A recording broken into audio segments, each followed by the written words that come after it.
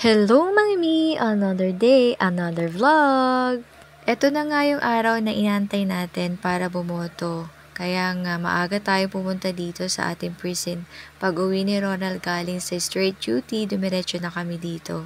Inagahan na nga namin ang punta dito sa precinct para hindi masyadong mainit at saka hindi pa masyadong mahaba ang pila.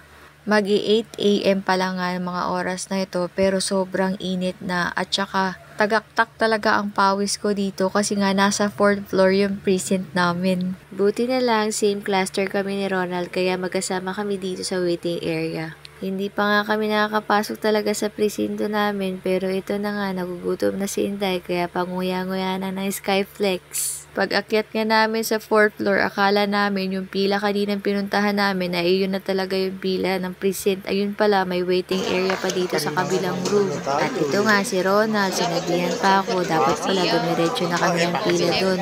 Eh kanina, andun na nga kami sa pila at hindi naman halata na sumingit kami.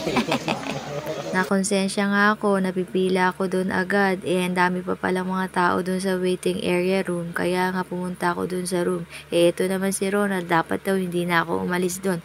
Pero wala siyang nagawa, sumunod pa rin sa akin sa waiting room.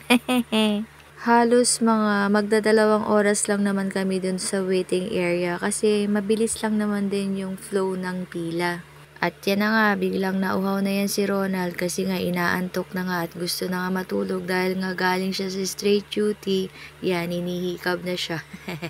Inaantok na nga daw siya pero hindi naman siya pwedeng umidlip dito dahil nga tuloy-tuloy naman yung daloy ng pila namin. Dahil nga ang dami na namin sa room, napakainit na, hindi na talaga kaya. Tapos ito na nga, tinawag na kami para pumila na dito sa labas para makapasok kami sa precinct number namin talaga.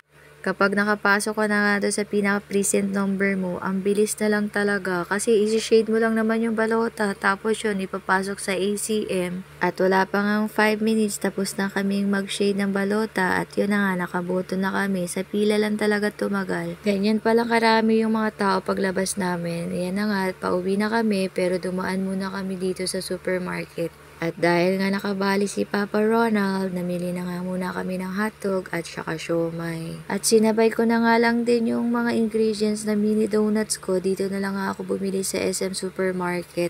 Trinay ko lang ang mamili dito sa SM Supermarket kung mas makakamura ako dito. Kaya kami sumadya dito sa San Isidro. Yun nga lang, wala pa dito yung ibang ingredients na kailangan ko. Papadaanin ko na lang nga si Ronald dun sa binibila namin sa bayan pag out niya sa duty at bago siya umuwi. Meron palang mga appliances dito kaya nga tumingin-tingin na rin kami dahil nga gusto nga niyang bumili ng ref at ako naman gusto ko rin ng gas stove at yan nga yung kulay white yung gusto ko.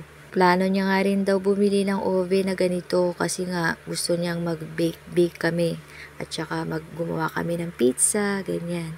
Yan, namili nga siya kung ano yung pinakamaganda at yung nagustuhan niya nga, ito nga yung isa, yung medyo malapad. Para daw kasyang-kasya yung isang buong pizza.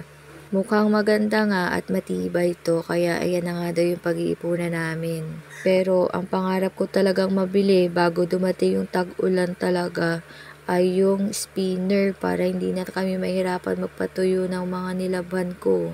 Dito ko lang pala makikita itong hinahanap ko na dispenser. Magagamit ko kasi ito sa pag-design ng mga donuts. At yan na nga yung spinner na gusto ko. Kaya pag-iipunan kita at babalikan talaga kita.